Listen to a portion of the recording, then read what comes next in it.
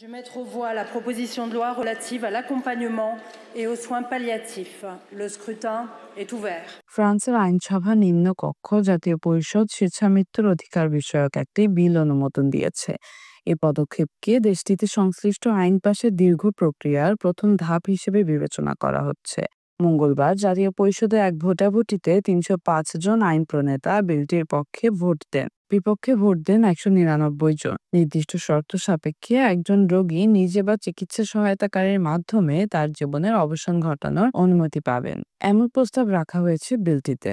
ফ্রান্সের president Emmanuel Macron বিলটির সমর্থন দিয়েছে, যদিও রক্ষণশীল কয়েকটি গোষ্ঠী বিলটি নিয়ে আপত্তি তুলেছে। পরবর্তী আলোচনার জন্য বিলটি এখনো আইনসভার উচ্চকক্ষ সিনেটে পাঠানো হবে।